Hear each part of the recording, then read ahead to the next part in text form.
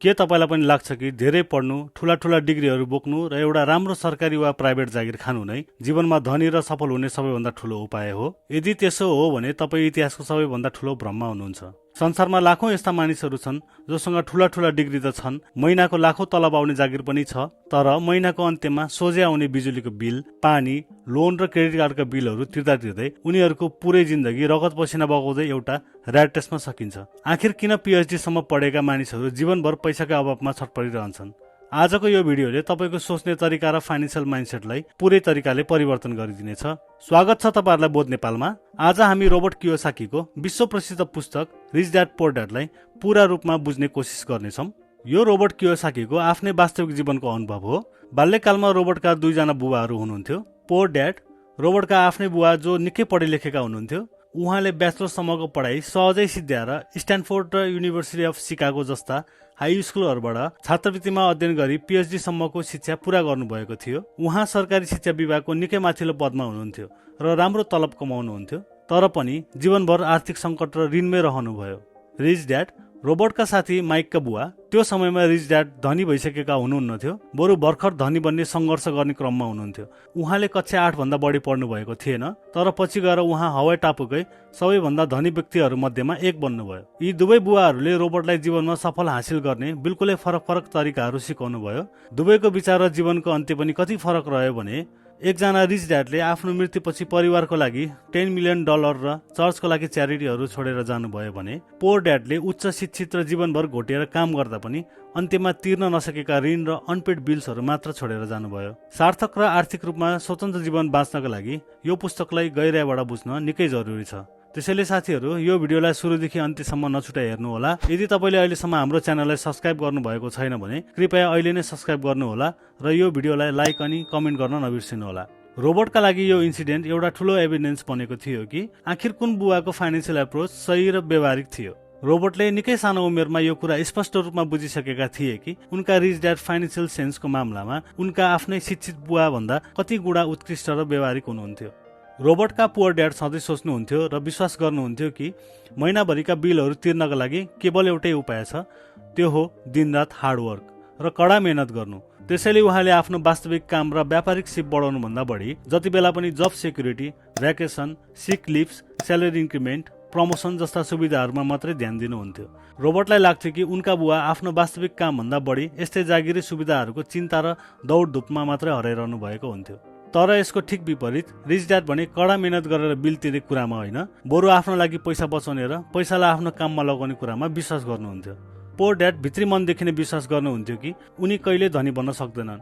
उनी सधैँ भन्ने गर्थे, म कहिले धनी बन्न सक्दिनँ, र उनको यही नकारात्मक सोचाइ नै पछि गएर उनको आफ्नै जीवनको कडा भविष्यवाणी बन्यो। लेखक यो पनि लेख्छन् कि उनका बुवा सधैँ भन्ने गर्थे, मलाई पैसामा कुनै रुचि छैन, पैसा मेरो लागि खासै म्याटर गर्दैन। तर यसको विपरीत रिच ड्याड भन्नुहुन्थ्यो, पैसा एउटा एनर्जी हो र यसमा रुचि राख्नु जरुरी छ। रोबर्टले रिच ड्याडबाट सानैमा एउटा ठूलो पाठ सिके, जीवनका कतिपय महत्त्वपूर्ण मोडहरूमा नो भन्नु र हरेस खानु हुँदैन। जब रोबर्टले बाल्यकालमा कुनै महँगो सामान किन्न मन गर्थे, शिक्षित बुवाले सोझै भन्थे, म यो किन्न सक्दिनँ। तर रिच ड्याड यो कुरामा सख्त विरोधी हुनुहुन्थ्यो। रिच ड्याड सम्झाउनुहुन्थ्यो कि जब हामी भन्छौँ म यो धान्न सक्दिनँ वा किन्न सक्दिनँ, तब त्यस्ता नकारात्मक शब्दहरूले हाम्रो दिमागलाई सोच्नबाट रोक्छन्, दिमागलाई अल्छी बनाउँछ र पुरै माइन्डलाई ब्लक गरिदिन्छ। त्यसैले रोबर्ट भन्छन् कि हामी सक्दिनँ भन्ने नकारात्मक मोडमा होइन, बरु म यसलाई कसरी पूरा गर्न सक्छु, how can I afford it भन्ने सकारात्मक प्रश्न बोकेर अगाडि बढ्नुपर्छ। जब तपाईँ कसरी पूरा गरौँ भन्नुहुन्छ, तब तपाईँको दिमागले बहाना बनाउन छोड्छ र यसले मानिसभित्र भएको एउटा छुट्टै उत्साहलाई पैदा गर्छ, नयाँ सम्भावनाका ढोकाहरू खोल्छ र आफ्ना सपनाहरूलाई पूरा गर्नका लागि भित्री मनदेखि ठूलो प्रोत्साहन दिन्छ।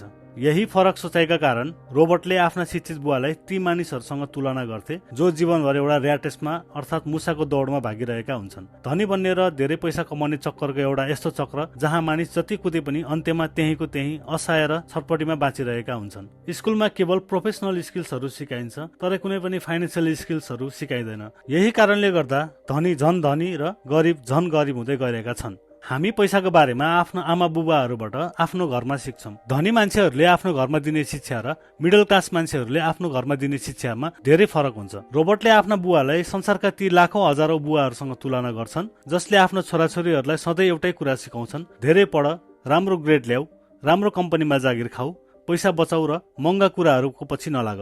यो किताबलाई अझ राम्रोसँग बुझ्नको लागि हामीले च्याप्टर बाई च्याप्टर चर्चा गर्नेछौँ। Chapter 1 rich don't work for money. 9 वर्षको उमेरमा रोबर्ट र माइक धनी बन्ने तरिकाहरू खोज्दै गर्दा उनीहरूले फालिएका टुथपेस्टका खोलहरूलाई पगालेर 5 सेन्टको सिक्काहरू बनाउन थाले। यो देखेपछि उनका पोर ड्याडले यो पुरै इलिगल हो, यो गर्न हुँदैन। यदि तिमीहरूलाई धनी नै बन्नु छ भने माइकका बुवासँग गएर सिक। त्यसपछि उनीहरू धनी बन्ने तरिका सिक्नको लागि माइकका बुवा कहाँ गए। माइकका बुवाले उनीहरूलाई तुरन्तै ज्ञान बाँड्नुको साटो उनीहरूलाई एउटा प्र्याक्टिकली रूपमा पाठ सिकाउनको लागि आफ्नो सुपरमार्केटमा काम दिनुभयो। उनीहरू क्यान र बट्टाको धुलोहरू सफा गर्ने, सामान मिलाउने, उनीहरूले हरेक शनिबारको 3 घण्टा निकै मेहनत गरेर त्यहाँ खटिनु पर्थ्यो। तर त्यसको बदलामा उनीहरूले पाउने ज्याला प्रति घण्टा 10 सेन्ट मात्र थियो, जुन त्यो समयमा निकै थोरै र चित्तबुझ्दो रकम थिएन। 3 हप्तासम्म रोबोटले हरेक शनिबार आफ्नो खेल्ने र रमाइलो गर्ने विधा खराब गरेर त्यहाँ धुलो बढाल्ने काम गरिरहे। तर व्यापारी बुवाले उनीहरूलाई भेट्न समेत आउनु भएन, केही पनि सिकाउनु भएन र रोबोट रिसले आगो भए। उनले सोचे कि यो 10 सेन्ट ज्याला निकै नै थोरै हो, यति पैसाले त केही पनि गर्न पुग्दैन। यति धेरै मेहनत गर्दा पनि यति थोरै पैसा दिएर बुवाले उनीहरूको शनिबारको छुट्टी मात्र खराब गरिदिनु भयो। यही आक्रोश बोकेर जब रोबोटले व्यापारी बुवासँग गुनासो गरे तब बुवाले भन्नुभयो, बल्ल तिमीले यो संसारका सबै मानिसहरूले बोल्ने बोली बोल्यौ। बुवाले सम्झाउनु भयो कि संसारका धेरै जसो मानिसहरू आफ्नो तलब थोरै हुनुमा सधैँ आफ्नो हाकिम वा कम्पनीमाथि रिस पोख्छन्। उनीहरूलाई लाग्छ कि अलि धेरै पैसा पाएको भए उनीहरूको कति धेरै काम बन्थ्यो र जीवन कति सजिलो हुन्थ्यो। उहाँले उनीहरूलाई अबदेखि एक सुका पनि नलिई पुरै बिना पैसा काम गर्नु भन्नुभयो। उहाँले उनीहरूलाई दुईटा अप्सन दिनुभयो, कि त गुड स्यालेरी कि त एउटा मोरल लेसन। जब तिमीहरू पैसाको लोभ नगरी बिना पैसा काम गर्न तयार हुन्छौ तब तिमीहरूले पैसा कमाउने बाटो आफै पत्ता लगाउनेछौ। रोबोट र माइकले त्यो कुरा बुझेर पैसाको लोभ छोड्दै मोरल लेसनलाई नै रोजे। उनीहरूले बिना पैसा काम गर्न थालेपछि केही दिनमै उनीहरूको दिमागले नयाँ अवसर देख्यो। स्टोरमा कभर च्यातिएको कमिक्स बुक्सहरू फालिने गरिन्थ्यो। रोबोट र माइकले ती कभर च्यातिएका पुराना कमिक्स बुकहरूलाई सङ्कलन गरेर माइकको घरको भुइँतालामा सजाएर छिमेकीका बच्चाहरूको लागि एउटा कमिक बुक लाइब्रेरी खोले। उनीहरूले माइककी सानी बहिनीलाई रेखदेख गर्न र बच्चाहरूबाट प्रवेश शुल्क उठाउन काममा राखे। यसरी उनीहरू त्यहाँ आफै नखटिए पनि एउटा सिस्टमबाट राम्रो आम्दानी गर्न सफल भए। गरिब र मध्यम वर्ग पैसाका लागि दिनरात घोटिन्छन्, तर धनीहरू पैसालाई आफ्नो लागि काम गराउँछन्। Chapter 2 what is financial literacy. तपाईले कति पैसा कमाउनुहुन्छ भन्ने कुराले कुनै अर्थ राख्दैन।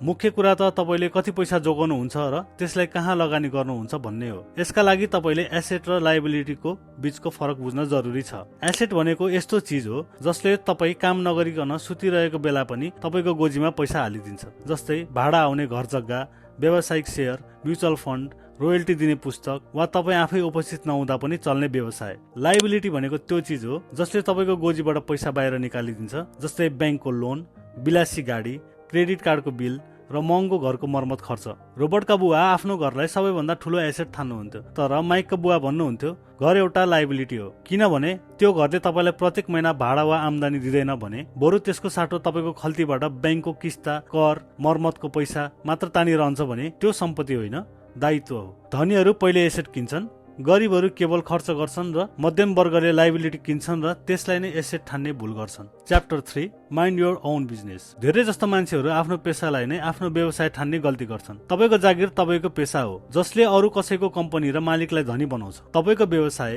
तपाईको एसेट कलम हो जसले तपाईलाई आर्थिक रूपमा स्वतन्त्र बनाउँछ। यहाँ रोबोटले एउटा कुरा बुझाएका छन् कि यदि तपाईले कुनै व्यवसाय सुरु गर्नुभयो तर त्यहाँ आफै बस्नुहुन्छ र तपाई नहुँदा काम ठप्प हुन्छ भने त्यो बिजनेस होइन, त्यो त केवल तपाईको अर्को नयाँ जागिर हो। वास्तविक बिजनेस वा व्यवसाय त त्यो हो जसमा तपाईँ आफै त्यहाँ उपस्थित हुनु पर्दैन। तपाईले काम गरे पनि वा नगरे पनि त्यहाँ एउटा यस्तो सिस्टम हुन्छ जसले गर्दा कमाई आफै भइरहन्छ। म्याकडोनाल्ड्सका संस्थापक रे क्रोकले एकपटक विद्यार्थीहरूलाई सोधेका थिए, मेरो वास्तविक व्यवसाय के हो? सबैले भने बर्गर बेच्ने, तर उनले भने मेरो वास्तविक व्यवसाय रियल एस्टेट हो। म्याकडोनाल्ड्सले संसारको सबैभन्दा व्यस्त कुनामा जग्गा किन्छ जसमा उनीहरूको आउटलेट चल्छ र समयसँगै त्यो जग्गाको मूल्य आकाशिन्छ। आफ्नो जागिर जारी राख्दै फुर्सदको समयमा आफ्नो एसेट कलम बलियो बनाउन आजदेखि ध्यान दिनुहोस्। Chapter 4 the history of taxes and the power of the corporations. पढे लेखेका बुवा सोच्नुहुन्थ्यो कि धनीहरूलाई बढी कर लगाएर गरिबहरूलाई मद्दत गर्नुपर्छ, तर इतिहासले देखाउँछन् कि करको मार सधैँ मध्यम र गरिब वर्गमाथि मात्र पर्छ। धनीहरूले करबाट बच्न कानुनी रूपमै कम्पनी वा कर्पोरेसन खडा गरे। कम्पनी मार्फत कर तिर्दा धनीहरूले ठूलो कानुनी फाइदा पाउँछ। साधारण कर्मचारीहरू पहिले कमाउँछन्, सरकारले सिधै कर काट्छ, बाँकी पैसाले मुस्किलले जीवन चलाउँछन्। कम्पनीका मालिकहरू पहिले कमाउँछन्, कम्पनीको नाममा आफ्नो व्यापारिक खर्चहरू, गाडी, खाना, भ्रमणहरू कटाउँछन् र अन्त्यमा बचेको थोरै रकम मात्र कर तिर्छन्। Chapter 5 the rich invent money. वास्तविक संसारमा केवल डिग्री भएका र ट्यालेन्ट मानिसहरू मात्र सफल हुँदैनन्, बरु ती मानिसहरू अगाडि बढ्छन् जो साहसी र निडर हुन्छन्। रोबर्टले आर्थिक मन्दीका बेला एउटा यस्तो अवसर देखे। बजार पुरै मन्दीमा डुबेको बेला उनले एउटा सम्पत्ति अदालती प्रक्रियाबाट निकै सस्तोमा फेला पारे। उनीसँग पैसा थिएन, तर उनले एकजना साथीबाट केही समयका लागि ऋण लिएर तुरुन्तै त्यसलाई आकर्षक नाफामा अर्को ग्राहकलाई बेचिदिए। पैसा कुनै भौतिक वस्तु होइन, यो केवल एउटा बलियो विचार हो। यदि तपाईसँग वित्तीय ज्ञान छ भने तपाईले नयाँ अवसरहरू सिर्जना गर्न सक्नुहुन्छ। Chapter 6 work to learn, don't work for money. रोबर्टका बुवा सधैँ भन्नुहुन्थ्यो, आफ्नो क्षेत्रमा विज्ञ वा अनुभवी बन, तर व्यापारी बुवा भन्नुहुन्थ्यो, हरेक विद्याको अलिअलि ज्ञान राख र पैसा कमाउनका लागि होइन, सिप सिक्नका लागि काम गर।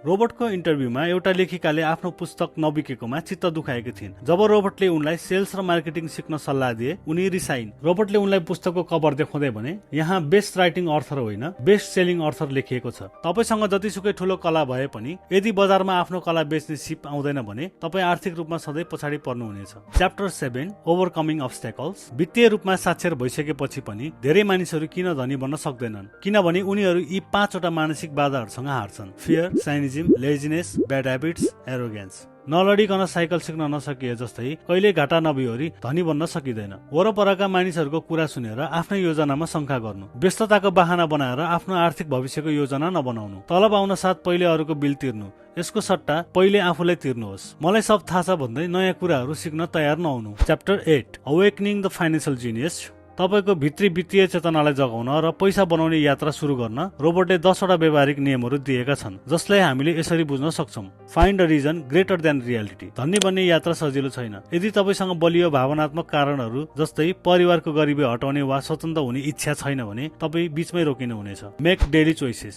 हरेक दिन हामीसँग समय र पैसा हुन्छ, त्यसलाई कहाँ खर्च गर्ने र कहाँ लगानी गर्ने त्यो पूर्ण रूपमा हाम्रो दैनिक निर्णयमा भर पर्छ। Choose friends carefully. संगतले मानिसको भविष्य निर्धारण गर्छ। सफल साथीहरूबाट उनीहरूले कसरी लगानी गर्छन् भन्ने कुरा सिक्नुहोस् र सङ्घर्ष गरिरहेका साथीहरूबाट के गल्ती गर्नु हुँदैन भन्ने कुरा बुझ्नुहोस्। Master of formula and then learn a new one. पैसा कमाउने एउटा तरिका सिकेपछि त्यसमै मात्र नअल्झिनुहोस्। बजार अनुसार नयाँ नयाँ लगानीका सूत्रहरू जस्तै शेयर वा रियल इस्टेटहरू सिकिरहनुहोस्। Pay yourself first. यो फाइनेन्शियल डिसिप्लिनको सबैभन्दा ठूलो नियम हो। महिनाको कमाइ आउन साथ पहिले अरूको बिल वा लोन तिर्नुको साटो सबैभन्दा पहिले निश्चित रकम आफ्नो बचत र लगानीको कोलममा राख्नुहोस्, अनि बाँकी पैसाले मात्र खर्च चलाउनुहोस्। Pay your brokers well. व्यवसायिक र राम्रा ब्रोकरहरूले तपाईको सम्पत्ति धेरै गुणा बढाइदिन्छन् र तपाईको समय बचाउँछन्, त्यसैले उनीहरूको कमिसनमा कन्जुसाइ नगर्नुहोस्। Be an Indian giver. बुद्धिमान लगानीकर्ताले जहिले पनि आफ्नो मूल लगानी कति चाँडो सुरक्षित रूपमा फिर्ता आउँछ र बाँकी सम्पत्ति फ्रीमा बजारमा रहिरहन्छ भन्ने कुरा हेर्छन्। Assets buy luxuries. यदि तपाईलाई महँगो गाडी, फोन वा गहना किन्न मन छ भने आफ्नो मुख्य आम्दानी वा ऋण लिएर कहिले नकिन्नुहोस्। पहिले एउटा यस्तो एसेट खडा गर्नुहोस् जसबाट आउने प्यासिभ इन्कमले तपाईको त्यो रहर पूरा गर्न सकोस्। The need for heroes. Warren Buffett र पिटर लिन जस्ता सफल लगानीकर्ताहरूलाई आफ्नो हिरो मान्नुहोस्। उनीहरूले जस्तै सोच्ने प्रयास गर्दा लगानी गर्ने प्रक्रिया सजिलो लाग्छ। Teach and you shall receive. यो ब्रह्माण्डको एउटा नियम हो। यदि तपाईलाई पैसा वा ज्ञानको मद्दतको खाँचो छ भने पहिले त्यो कुरा अरूलाई दिन सिक्नुहोस्। तपाईले जे दिनुहुन्छ त्यही कैयौं गुणा बढी भएर तपाईको जीवनमा फिर्ता आउनेछ। च्याप्टर 9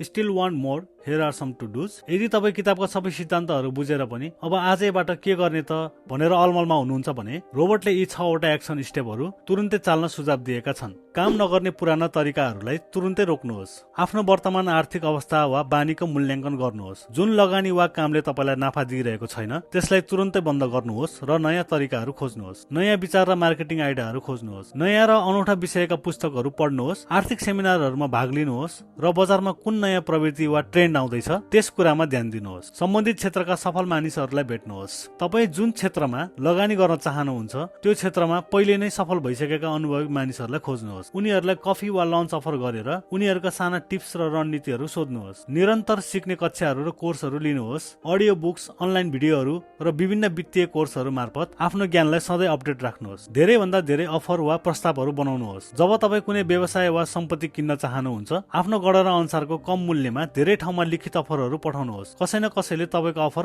पक्कै स्वीकार गर्नेछ। महिनामा एक पटक निश्चित क्षेत्रमा हिँड्नुहोस् वा ड्राइभ गर्नुहोस्। आफ्नो वरपरको बजारलाई निहाल्न महिनामा 10 मिनेट पैदल यात्रा वा ड्राइभ गर्नुहोस्। कुन पसल बन्द हुँदैछ, कहाँ नयाँ बाटो बन्दैछ वा कुन ठाउँको विकास हुँदैछ भन्ने कुरा निहाल्नुहोस्, किनभने अवसरहरू प्रशिक्षित दिमागले मात्र देख्छन्। साथीहरू, रिच ड्याड पुअर ड्याड पुस्तकको सबैभन्दा ठूलो सन्देश यही हो, धनी बन्नको लागि कुनै ठूलो डिग्री चाहिँदैन, केवल पैसालाई बुझ्ने सही सोच, वित्तीय साक्षरता र साहस चाहिन्छ। बोध नेपालमा जोडिनु भएकोमा धेरै धेरै धन्यवाद। यदि यो भिडियोले तपाईको सोचाइमा थोरै मात्र परिवर्तन ल्यायो भने भिडियोलाई लाइक र च्यानललाई सब्स्क्राइब गरेर हामीलाई सपोर्ट गरिदिनु होला। फेरि पनि यस्तै कडा र ज्ञानमूलक पुस्तकको समरी लिएर आउने नै छौं। त्यतिन्जेलसम्मको लागि बिदा दिनुहोस्। तपाईको समय शुभ रहोस्।